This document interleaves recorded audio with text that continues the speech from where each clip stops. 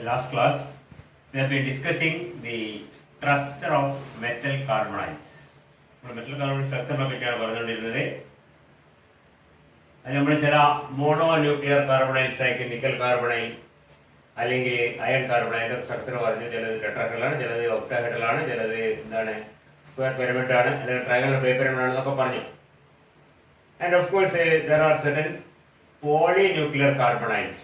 പോളിന്യൂക്ലിയർ കാർബണൈൽസിൽ നമ്മൾ ചില എക്സാമ്പിൾസ് പറഞ്ഞു. വളരെ സിമ്പിളായ CO2 COH അല്ലെങ്കിൽ Fe2 CO9 പോലെയുള്ള സ്ട്രക്ചേഴ്സ്, അല്ലെങ്കിൽ Fe3 CO12 പോലെയുള്ള structures.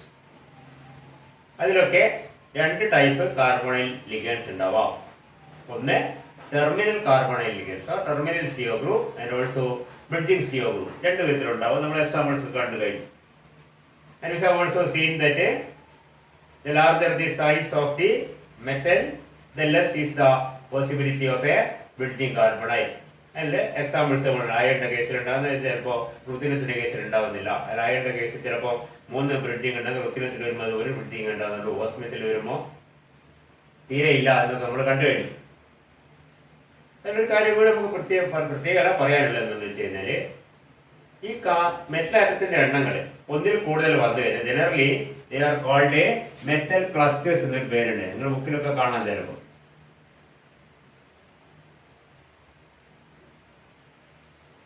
or simply carbonyl clusters, metal carbonyl clusters. Carbonyl മാത്രമല്ല മറ്റു ലിഗൻഡ്സ് ആയിട്ട് വരുമ്പോൾ ക്ലസ്റ്റേഴ്സ് ഉണ്ടാവും. പറയുന്നത് ക്ലിയർ ആവുന്നുണ്ടോ? Generally if you have more than 1 metal nucleus, Fe2 CO9 പോലെയോ അല്ലെങ്കിൽ Fe3 CO12 പോലെയോ അതിനേക്കാൾ കൂടുതലോ ഉണ്ടെങ്കിൽ അത് നമ്മൾ സാധാരണ ക്ലസ്റ്റർ കോമ്പൗണ്ട്സ് എന്നൊരു വാക്കുണ്ട്. അത് പുറത്തൊക്കെ പറഞ്ഞാണ്, വേറെ നിങ്ങൾക്ക് പഠിക്കാനുണ്ടാകും ചിലപ്പോൾ അങ്ങനെ മനസ്സിലായി. Clusters, metal clusters. അത് കാർബണൈലാണ് ലിഗാൻഡ്, അതിന് കാർബണൈൽ ക്ലസ്റ്റേഴ്സ് എന്നും പറയാറുണ്ട്. ക്ലോറൈഡ് ക്ലസ്റ്റേഴ്സ് ഒക്കെ വേറെ ഉണ്ട്. അത് ലിഗാൻഡ് ക്ലോറൈഡ് ആയിരിക്കും മാത്രമേ ഉള്ളൂ. ഓക്കെ,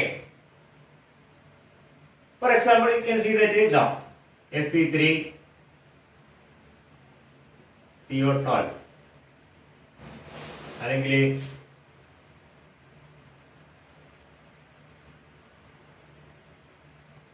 ഇതുപോലെയുള്ള കോമ്പൗണ്ട്സ്, മെറ്റൽ ക്ലസ്റ്റേഴ്സ്. ഇത് നമ്മളെ രണ്ടായിട്ട് ക്ലാസിഫൈ ചെയ്തിട്ടുണ്ട്. ഇതിന്റെ ഡീറ്റെയിൽസ് ഒന്നും പോകേണ്ട ആവശ്യം, ജസ്റ്റ് പറഞ്ഞ് സൂചിപ്പിച്ചു പോകുന്നേ ഉള്ളൂ. There are 2 types of, we have classified the metal clusters, carbonyl clusters, you can say, into carbonyl clusters are classified into 2 classes. നമ്മൾ നോട്ട് പ്രത്യേകം പറഞ്ഞില്ല, അവിടെ പ്രത്യേകിച്ച് എടുത്ത് പറയുന്നത് they are called a low nuclearity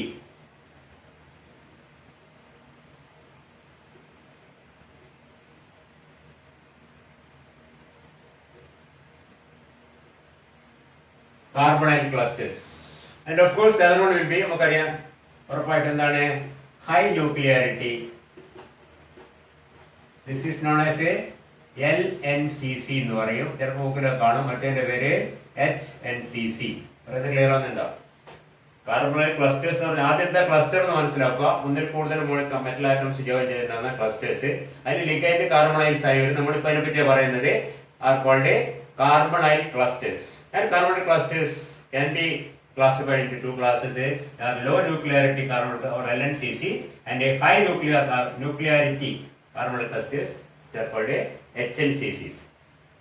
And if the number of metal atoms is 2, 3 or 4, they are classified as a low nuclearity, 2, 3 or 4. And if it is greater than 4 or 5 or larger, then we call them high nuclearity carbonyl clusters. So for example,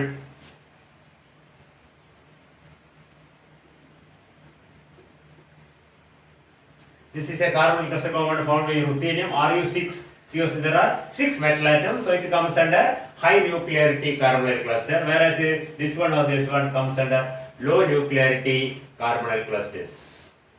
Okay, ഈ carbonyl ക്ലസ്റ്റേഴ്സിന്റെ ചില കേസില് അതിന്റെ ഇടയ്ക്ക് മറ്റ് ചില ആറ്റംസും കൂടി വരാം. പറയുന്നത് ക്ലിയർ ആവുന്നുണ്ടോ? വേറെ ചിലപ്പോൾ കാർബൺ ആറ്റൊക്കെ അതിനോട് കുടുങ്ങിയാൽ കാർബൺ വരാം, നൈട്രജൻ വരാം. അപ്പൊ അതിനനുസരിച്ച് പേര് കാർബൈഡോ ക്ലസ്റ്റേഴ്സ് എന്ന് പറയും, നൈട്രൈഡോ ക്ലസ്റ്റേഴ്സ്. അതിന്റെ ഡീറ്റെയിൽസ് നമ്മൾ പോകേണ്ട ആവശ്യമില്ല. ഇങ്ങനത്തെ സ്ട്രക്ചേഴ്സ് ഉണ്ട് എന്ന് മനസ്സിലാക്കും. പറയുന്നത് ക്ലിയർ ആവുന്നുണ്ടല്ലോ?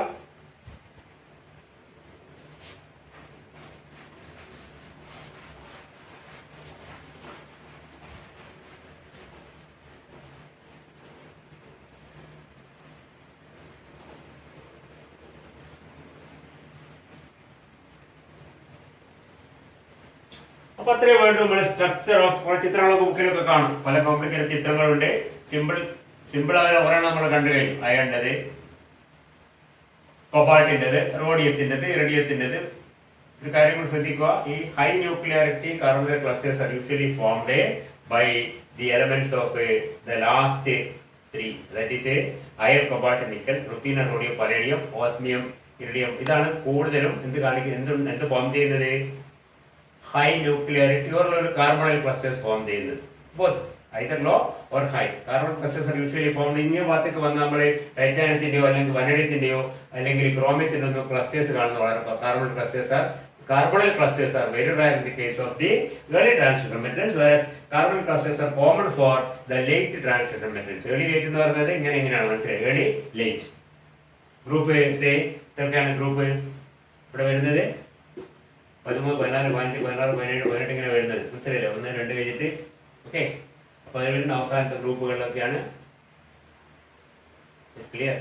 1, 2, 3, 4, 5, 6, 7, 8, 9, 10, 11, 12, 13, 14, 15, 16 ഇങ്ങനെ ഗ്രൂപ്പുകൾ. അപ്പൊ ഇവിടെ വരുന്ന അതായത് അയൺ, കൊബാൾട്ട്, നിക്കൽ അവസാനം വരുന്ന മൂന്നെണ്ണം. കോപ്പർ, സിങ്കും അത്ര വരില്ല. പിന്നെ എന്താണ്? Ruthenium, rhodium, palladium, osmium, iridium, platinum. These are the main metals which are found to form carbonyl clusters. മറ്റേത് ഫോം ചെയ്യില്ല, എന്നല്ല വളരെ കൂടുതലായിട്ട് കാണുന്ന ഇതിന്റെ കേസിലാണ്. ഇങ്ങോട്ട് വരുന്ന ഏർലി ആയിട്ട് വരുന്ന സാധാരണ ഗതിയിൽ അതായത് group 3, 4, 5 etcetera does not form any carbonyl cluster. Okay.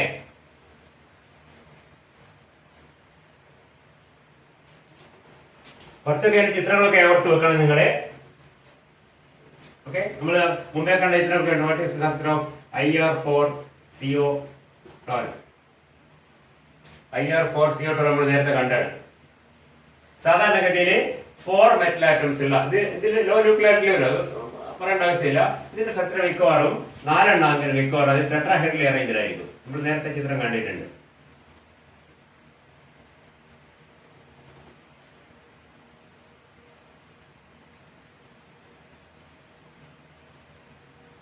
Like this. 1, 2, 3, 4. 4 iridiums are arranged tetrahedrally. Okay, ചിത്രങ്ങൾ വരത്തോറുണ്ടോ? ഇവിടെ വയ്യാറുണ്ടോ? ഈ ചിത്രത്തിൽ ശരിയല്ല, മാറ്റി കേട്ടോ.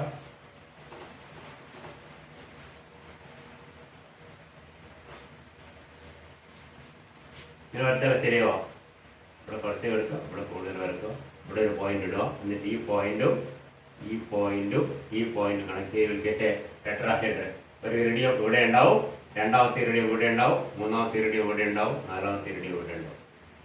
ആൻഡ് 3 ഇവിടെ ഉണ്ടാവും, 3 ഇവിടെ. നമ്മൾ നേരത്തെ ചിത്രം വരച്ചിട്ടുണ്ട്. CO3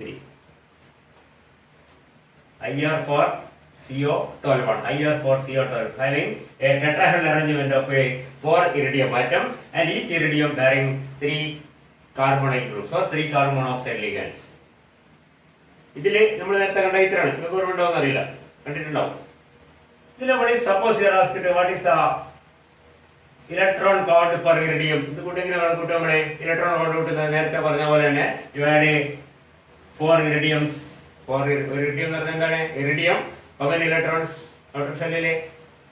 iron, cobalt, nickel, ruthenium, rhodium, palladium, osmium, iridium, platinum. കൊബാൾട്ടിന്റെ നേരെ താഴെ വരുന്നതാണ് iridium. That means there are 9 electrons. So 4 into 9 is equal to 36 electrons. Then we have a 12 carbon monoxide ligands. 12 into 2, that is equal to 24. Then we have how many metal bonds? 1, 2, 3, 4, 5, 6 metal bonds. 6 into 2. This is a metal bond.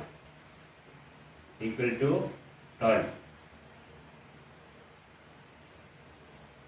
Comes to 72. The total number of electrons is 72. 72 divided by 4 is equal to 80. So this is for 4 iridium atoms, this is for 12 carbon monoxide molecule, this is for 6 metal bonds. അത് വിട്ട് 1, 2, 3, 4, 5, 6 ഇങ്ങനത്തെ കാര്യങ്ങൾ ചിലപ്പോൾ തിരിച്ച് ചോദിക്കാം. മനസ്സിലാകുക. objective ടൈപ്പിലൊക്കെ it can be asked how many metal bonds are formed or are possible in the complex IR4CO. ഈ formula തരുന്നത് IR ഈ സ്ട്രക്ചർ തരില്ല. IR4CO12 ഇങ്ങനെ ചോദ്യം വേണ്ടി കണ്ടിന്യൂ കാണാം. IR4CO12 പോസിബിൾ ആയിരിക്കുന്ന മെറ്റൽ ബോണ്ടുകൾ എത്രയാണ് ഇങ്ങനെ കണ്ടുപിടിക്കുക. See, you imagine that it obey the 18 electron rule. That means that total electron count should be 4 into 18, that is equal to 72. Okay, അപ്പോൾ 72 നമ്മുടെ കയ്യിൽ ഓൾറെഡി ഉണ്ട്. കൗണ്ട് നമ്മൾ എടുക്കുന്നില്ല. 72 ആണ് കൗണ്ട് നമ്മൾ അസ്യൂം ചെയ്യണം. കാരണം എന്താണ്?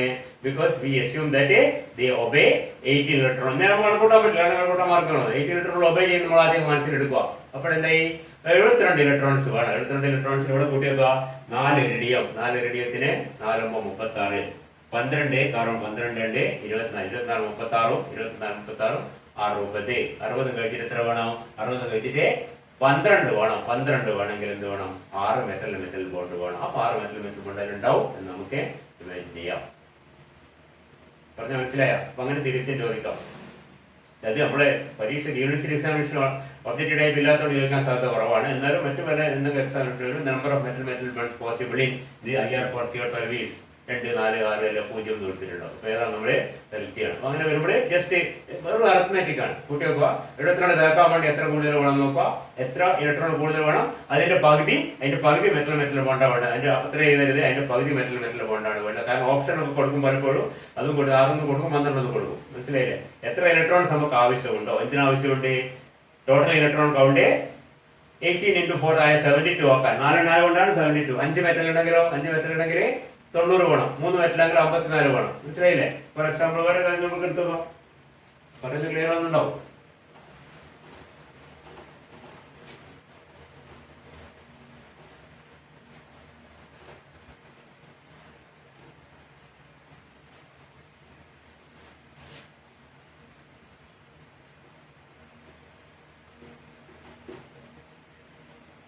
So in the case of OS4CO12, how many metal bonds are expected in OS4CO12? Osmium is again because iron, cobalt, nickel, ruthenium, rhodium, palladium, osmium, iridium. Osmium comes below iron. That means it has 8 electrons. Okay. D6S2 and 8 electrons. 8 into 4, that is 32. Okay. Then 12 into 2, that is 24. 3. That comes to 56. And OS4 means 18 into 4, 72 one. Okay. OS4 CO12.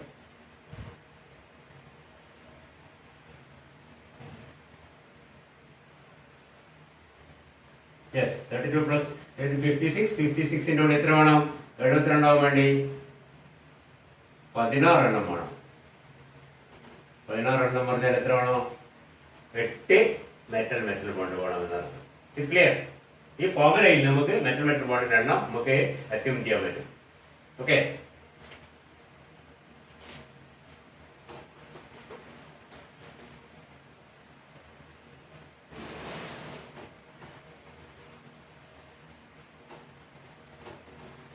അപ്പൊ അത് structure of A metal കാർബണൈഡ്സ് എന്നുള്ള ഭാഗത്ത് നമുക്ക് അത്രയും മതി. Different metal കാർബണൈഡ് structure അങ്ങനെയൊക്കെ വരാം, അങ്ങനെയൊക്കെ ബ്രിഡിങ് വരാം, എന്തൊക്കെ ബ്രിഡിങ് ഉണ്ടാവാം, അങ്ങനെയൊക്കെ സ്ട്രക്ചർ വരാം എന്നൊക്കെ ഉള്ള ഭാഗമാണ്. അത് അത്രയേ ഉള്ളൂ.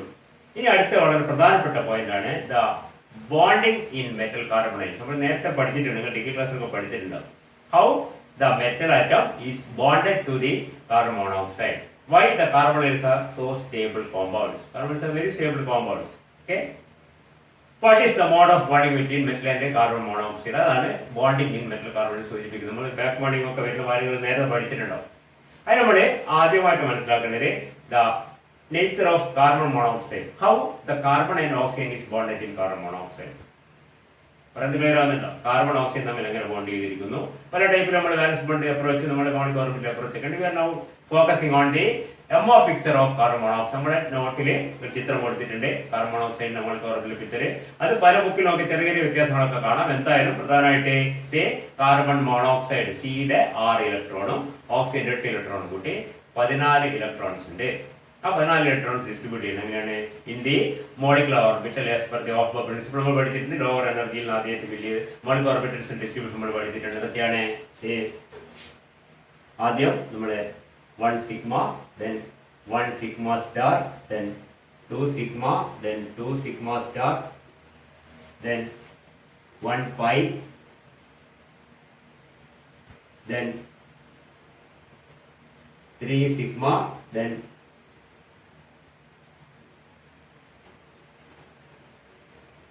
1 pi star and so on. ഇതാണ് നമ്മുടെ ഡിസ്ട്രിബ്യൂഷൻ വരുന്നത്. ഇതിന്റെ molecular orbitals in energy distribution. We have 2 electrons here, 2, 2, 2, 2, 4, 3, 2, 4, 6, 8, 12, 2, 14 electrons ഇവിടെ വെച്ച് അത് കംപ്ലീറ്റ് ആയി. ഇവിടെ 4 എന്ന് പറയാൻ കാരണം എന്താണ്? 2 ഡീജനറേറ്റ് പൈ ഓർബിറ്റൽസ് ഉണ്ട്. നമ്മൾ ഇത് വേറെ വെച്ചാലും സിഗ്മ പോരാ sigma 1x, sigma star 1x അല്ലെ, sigma 1, sigma star 1, sigma 2, sigma star 2, then we have pi 2px and a pi 2py. This sigma 2p set ആണ്. അങ്ങനെയൊക്കെ എഴുതാറുണ്ട്. അങ്ങനെ ചില ബുക്ക് കാണും. മനസ്സിലായി? പല വിധത്തിൽ അങ്ങനെ എഴുതാറുണ്ട്. അങ്ങനെ എഴുതാണ്ടില്ലേ? P x pi pi p x എന്താണ്? അതെ, പൈ പി എക്സ് അങ്ങനെ എഴുതലേ. അതെ എങ്ങനെ എന്താ? sigma 1s, sigma star 1s, sigma 2s, sigma star 2s, then pi 2px, pi 2py. ഇത് രണ്ടും തുല്യമാണ്. നമ്മൾ എഴുതിയിരിക്കുന്ന ഈ 4 ആണ്. Okay, then sigma 2p set. നമ്മൾ സെറ്റ് ആക്സിസ് ആണ് എക്സ് എടുക്കുന്നെങ്കിൽ സെറ്റിന്റെ ഇതും എക്സ് എടുക്കുന്നെങ്കിൽ എക്സ് ഇവിടെയും വൈ സെറ്റ് ഓപ്പർ ചെയ്തു. അങ്ങനെ എഴുതാറുണ്ട്. എന്തായാലും കുഴപ്പമില്ല. ഇങ്ങനെയാണ് ഈ വിധത്തിൽ ചില ബുക്കിൽ കാണും, ചില ബുക്കിൽ ഇങ്ങനത്തെ കാണും, ചിലപ്പോൾ നമുക്ക് മറ്റൊരു കാണും. എന്തായാലും ഓർഡർ ഇങ്ങനെയാണ് വരുന്നത്, ഇങ്ങനെയാണ് വരുന്നത്. അപ്പൊ മൊത്തത്തിൽ ആദ്യമായിട്ട് ഇവിടെ 2, 4, 6, 8, ഇവിടെ 2, 2, 4, 8, 12, 12, 14. That is the 3 sigma orbital is the 3 sigma orbital is the highest occupied molecular orbital of a carbon. പറയുന്നത് ക്ലിയർ ആണ്? Carbon monoxide. നമ്മൾ കാർബൺ മോണോക്സൈഡ് മോളിക്കുലർ പിക്ചർ എടുത്തു കഴിഞ്ഞാൽ ഇതാണ് അതിന്റെ പിക്ചർ വരുന്നത്. And this is the highest occupied molecular orbital. And these two ഇത് രണ്ടെണ്ണം ഉണ്ട്, ഇത് രണ്ടെണ്ണം ഉണ്ട്. നമുക്കറിയാം എന്താണ്? That is the lowest unoccupied molecular orbital in carbon monoxide. അപ്പൊ കാർബൺ മോണോക്സൈഡ് മോളിക്യൂളില് 14 ഇലക്ട്രോൺസ് ഫില്ല് ചെയ്ത് വരുമ്പോൾ അവസാനത്തെ ഏറ്റവും ഹൈസ്റ്റ് എനർജി ഫീൽഡ് ഓർബിറ്റൽ വരുന്നത് അതാണ് HOMO, highest occupied molecular orbital is the 3 sigma orbital, and the lowest unoccupied molecular orbital is the 2. There are two എന്താണ്? pi star 1 pi star orbital. Okay, ഇങ്ങനെയാണ് ഇതിന്റെ electron distribution വരുന്നത് in carbon monoxide molecule. And you can see, if you look into the HOMO or highest occupied molecule of the carbon monoxide molecule, we can see that carbon monoxide molecule, this 3 sigma orbital has its larger lobe on the oxygen and a smaller lobe. So larger lobe on the carbon and the smaller lobe on oxygen. ലോബിന്റെ distribution larger ഇവിടെയാണ്. അപ്പോൾ സ്വാഭാവികമായിട്ട് ഈ electrons ഉണ്ടായിരിക്കുക. So this is the 3 sigma orbital of a carbon monoxide. ഇത് ഉപയോഗിച്ചാണ് നമുക്കറിയാം, ഇത് ഉപയോഗിച്ചാണ് കാർബൺ മോണോക്സൈഡ് ഒരു ഡോണർ ആയിട്ട് ആക്ട് ചെയ്യുന്നത്. Understand first of all that carbon monoxide is a weak sigma donor. Strong donor അല്ല carbon monoxide, weak sigma donor ആണ്. പിന്നെ കാർബൺ മോണോക്സൈഡിന്റെ ബോണ്ട് സ്ട്രോങ് ആണെന്നുള്ള കാരണം പിന്നെ പഠിക്കുന്നുണ്ട്. തൽക്കാലം അനുസരിച്ച് ഒരു weak sigma donor carbon monoxide. ഈ കാർബൺ മോണോക്സൈഡിന്റെ മോളിക്യൂളിലുള്ള ഈ 3 സിഗ്മ ഓർബിറ്റലിലുള്ള ലോൺ പെയർ ആണ് ആർക്ക് കൊടുക്കുന്നത്? ഒരു മെറ്റൽ കാർബൺ ഫോം ചെയ്യുമ്പോൾ it donated to the metal, and that is what we call the coordinate bond between the metal and the ligand. And which orbital of the metal is accepting this? Most probably some hybrid orbit നമുക്കറിയാം കോംപ്ലക്സിന്റെ structure പഠിക്കുമ്പോൾ sp3o dsp2o d2sp3o പോലെയുള്ള ഒരു hybrid ഓർബിറ്റലാണ് ഈ metal ഓർബിറ്റലുമായിട്ട് ഈ carbon മോണോക്സൈഡിന്റെ ഓർബിറ്റലുമായിട്ട് overlap ചെയ്യുന്നത്. അയാള് MT ആണ്. ആ ചിത്രങ്ങൾക്ക് ഓർമ്മയുണ്ടോ? സി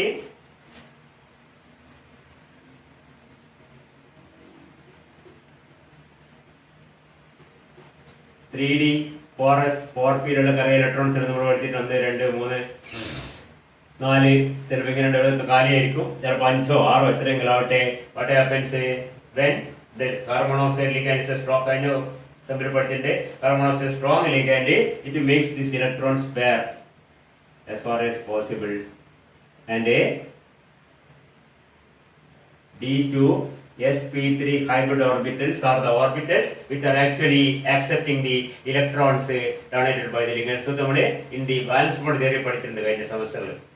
ഓർമ്മയുണ്ടാവും. valence bond theory എന്തായാലും ശരി, those orbitals which accept the electrons that is donated by carbon monoxide are the empty hybrid orbitals of the metal എന്ന് നമുക്ക് assume ചെയ്യാം. empty hybrid എന്തായാലും അവൻ empty ആണ്. അപ്പോൾ ഈ മെറ്റലിന്റെ hybrid orbitals പറഞ്ഞാൽ they will have a specific orientations like tetrahedral in the case of number of 4 orbitals, and if you have 6 orbitals that will be say D2sp3 hybridization or sp3d2 hybridization, that will be octahedral and so on. അപ്പോൾ specific orientation space ഉള്ള ചില empty orbitals ആണ് മെറ്റൽസിന്റെ ഇലക്ട്രോൺസിനെ accept ചെയ്യുന്നത്. and you can see that this empty orbital of the metal overlap with the filled orbital of carbon നമ്മൾ സാധാരണ filled orbital നമ്മൾ ഇങ്ങനെ shade ചെയ്ത് കാണിക്കാറുണ്ട്. രണ്ട് ഇലക്ട്രോൺ വരാണ്ട് കുത്തിരുന്നതിന് പകരം we can see that is like this. So here we can see that the empty orbital of the metal, empty d orbital or hybrid orbital എന്നൊക്കെ orbital of the metal is overlapping with the filled orbital of the ligand. ഇത് ligand ആണ്, ligand, and we can see that the ligand is acting as the donor. That is the donor through a sigma bond. That's why it is called a sigma donor.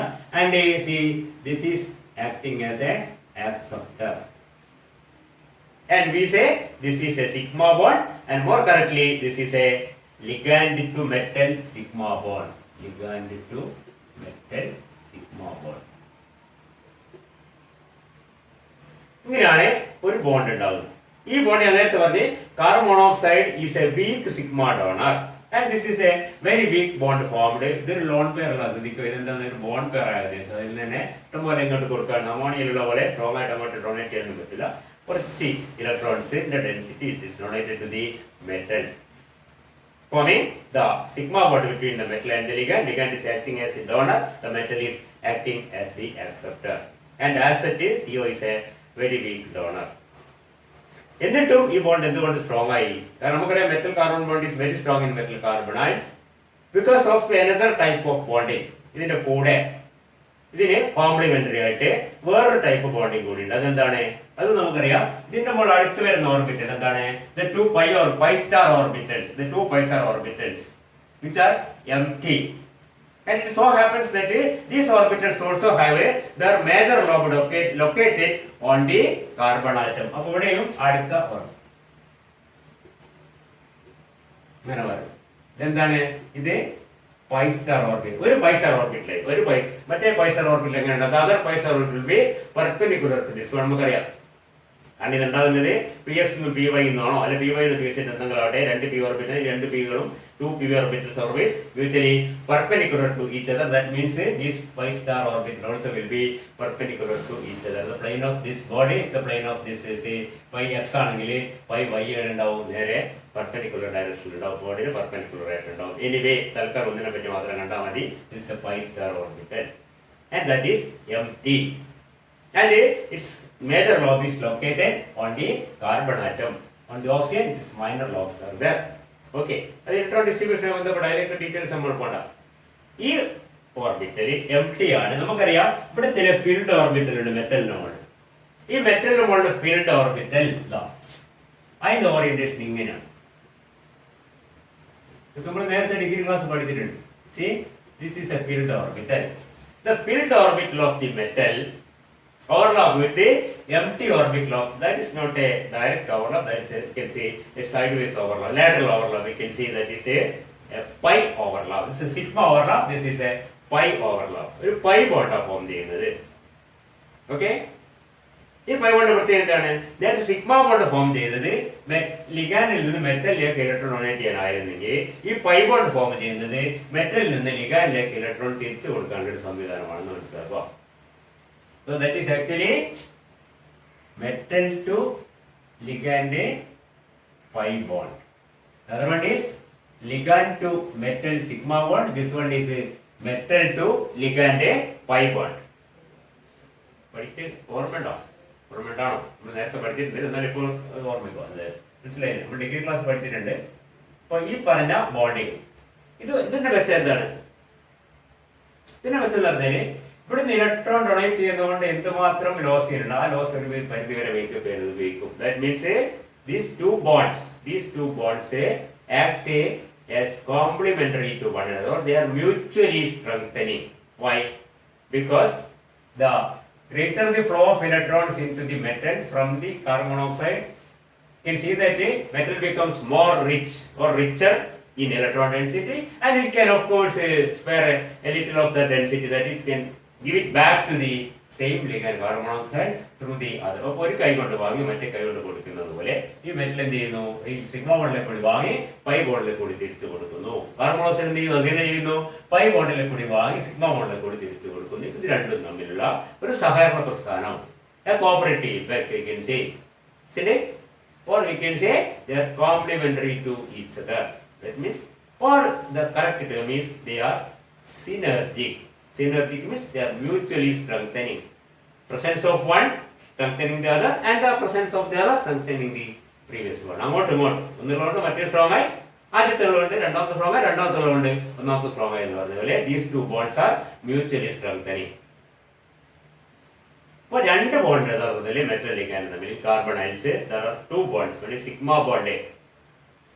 Sigma bond is formed from donation of the electron density from the highest occupied molecular orbital of carbon monoxide to the empty hybrid orbital of the metal. Okay, then second bond is actually second alla simultaneous ആണ് കേട്ടോ, ആദ്യം ഒന്നും മറ്റേ പിന്നല്ല ഒന്നിച്ചുണ്ടാവുന്നത്.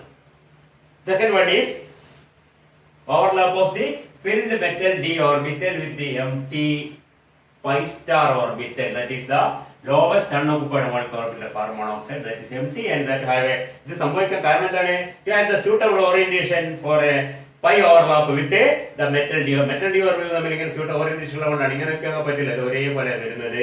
സ്വാഭാവികമായിട്ടും ഇത് തമ്മിൽ lateral overlap നടക്കുകയും ഇലക്ട്രോൺ ഡെൻസിറ്റി മെറ്റലിൽ നിന്ന് ലിഗാൻഡിലേക്ക് ഫ്ലോ ചെയ്യുകയും ചെയ്യുന്നു. That is metal to ligand pi bond. These two bonds are mutually strengthening. That means one strengthening the other and the other strengthening the one. എന്ന് പറഞ്ഞ പോലെ അങ്ങോട്ടും ഇങ്ങോട്ടും സ്ട്രെങ്തനിങ് ആണ്. അതുകൊണ്ടാണ് ഈ ബോണ്ട് വളരെ സ്ട്രോങ് ആണ്. ഈ പറഞ്ഞ പൈ ബോണ്ട് ഇല്ലാത്ത കേസിൽ metal carbon monoxide bond is very week. It is very clear that why non-transition metals like aluminum etc. are not forming a carbonyl. Aluminium കാർബണൈലോ അല്ലെങ്കിൽ എന്താണ് ടിൻ കാർബണൈലോ അല്ലെങ്കിൽ ലെഡ് കാർബണൈലോ ഒക്കെ ഇല്ല. വളരെ വളരെ വളരെ വളരെ അൺസ്റ്റേബിൾ ആണ്. എന്തുകൊണ്ടാണ്? അതിലൊന്ന് ഈ പറഞ്ഞ ബാക്ക് ബോണ്ടിങ്. ബാക്ക് ബോണ്ടിങ് എന്ന് പറയാൻ കാരണം എന്താണ്? നമുക്കറിയാം metal is A acceptor and ligand is A donor as far as A complex. Complex എന്ന് പറയുമ്പോൾ മനസ്സിൽ വരുന്നത് ലിഗാൻഡ് മെറ്റൽ ഇലക്ട്രോൺ കൊടുക്കുക എന്നുള്ളതാണ്. ഇവിടെ എന്താണ്? ഇവിടെ മെറ്റൽ തിരിച്ച്, അതാണ് ബാക്ക് ബോണ്ടിങ് എന്ന് പറയുന്നത്. ബാക്ക് ഡൊണേഷൻ, കിട്ടിയതിൽ നിന്ന് കുറച്ച് അങ്ങോട്ട് തന്നെ കൊടുക്കുക. മനസ്സിലായില്ലേ? That's why this is called back bonding, and this back bonding is actually the factor that strengthens this bond. ഈ രണ്ട് ബോണ്ടുകൾ ഒന്നിച്ച് ആക്ട് ചെയ്യുന്നതുകൊണ്ടാണ് ഈ ബോണ്ട് ഏത് transition metal carbon monoxide bond is very strong, whereas a non-transition metal carbon monoxide bond is very weak. Even you can see that Lewis bases like say BF3 is a Lewis acid. Base അല്ല Lewis acid. ഈ BF3 ക്ക് എന്താണ്? ഒരു electron പേരിൽ കൂടി കിട്ടാൻ വലിയ അത്യാവശ്യം. കാരണം എന്താണ്? അതിന് 6 ഇലക്ട്രോണേ ഉള്ളൂ. ബിയിൽ ബോറോൺ 3, ഫ്ലോറിന് കിട്ടിയ 3 കൂടി 6 ഇലക്ട്രോൺ. നമുക്ക് ഇലക്ട്രോൺ കുറവാണ്. It is acting as a Lewis acid. And you can see that CO ഈ CO ഈ ഇലക്ട്രോണിന് കൊടുക്കാൻ പറ്റുമെങ്കിലും this bond is very weak. ഈ കാർബൺ മോണോക്സൈഡ് ബി എഫ് തമ്മിലുള്ള ബോണ്ട് വളരെ വീക്കാണ്. കാരണം എന്താണ്? Because carbon monoxide is a very weak sigma donor and there is no possibility of a back bonding like this in the case of BF3 because it does not have a d orbital. പറഞ്ഞ മനസ്സിലായല്ലേ? അപ്പോൾ ഈ ഇങ്ങനത്തെ കേസിലൊക്കെയോ അല്ലെങ്കിൽ മറ്റേ നമ്മുടെ aluminium പോലെയുള്ള അല്ലെങ്കിൽ tint പോലെയുള്ള അല്ലെങ്കിൽ ലെഡ് പോലെയുള്ള മെറ്റൽസിന്റെ കേസിലോ എന്തില്ല കാർബണൈൽസ് ഫോം ചെയ്യാത്തതിന്റെ കാരണവും എന്താണ്? ഈ പറഞ്ഞ കാർബൺ മോണോക്സൈഡ് മെറ്റൽ നമ്മുടെ ബോണ്ട് സ്ട്രോങ് ആവണമെങ്കിൽ ഈ രണ്ട് ബോണ്ടും ഒന്നിച്ച് ആക്ട് ചെയ്യണം. then only it will become strong. മനസ്സിലായില്ലേ? that is what is called the synergism in the bonding in carbon monoxide. Synergical. the pi bond and sigma bond are mutually strengthening. ഒന്ന് strong ആകുമ്പോൾ സ്വാഭാവികമായിട്ട് കാരണം ഒന്ന് strong ആകുന്ന പറഞ്ഞാൽ എന്താ അർത്ഥം? ഇത് ഡൊണേഷൻ ആണ്. ഡൊണേഷൻ സ്ട്രോങ് ആണെങ്കിൽ എന്താണ്? ഇവിടെ ഇഷ്ടം പോലെ ഡൊണേഷൻ അപ്പൊ എന്താകും? ബാക്ക് ഡൊണേറ്റ് ചെയ്യാനുള്ള സാധ്യത കൂടും. ബാക്ക് ഡൊണേഷൻ സ്ട്രോങ് ആയി കഴിഞ്ഞാൽ എന്ത് സംഭവിക്കും? ഇവിടെ ഇലക്ട്രോൺ ഡെൻസിറ്റി വളരെ കൂടും. കാരണം ഇങ്ങോട്ട് അപ്പോൾ ഇങ്ങോട്ട് കൊടുക്കാനുള്ള സാധ്യത അതിനും കൂടും. അപ്പൊ രണ്ടും തമ്മിൽ ഇങ്ങനെ ഒരു സർക്കുലേഷൻ പോലെ വരും എന്നർത്ഥം. ഇത് ഇങ്ങോട്ട് ഇത് ഇങ്ങോട്ട് ഇത് ഇങ്ങോട്ട്. Okay. And these two bonds are mutually strengthening or they are said to be synergic. SYNERGIC. Synergic. Okay. Synergism. In what you mean by synergism in bonding in metal carbonate? That means this mutually strengthening effect. The sigma bond and pi bond are mutually strengthening. The stronger the sigma bond, the stronger will be the pi bond. Okay. But the remaining we will see in the next class. Okay.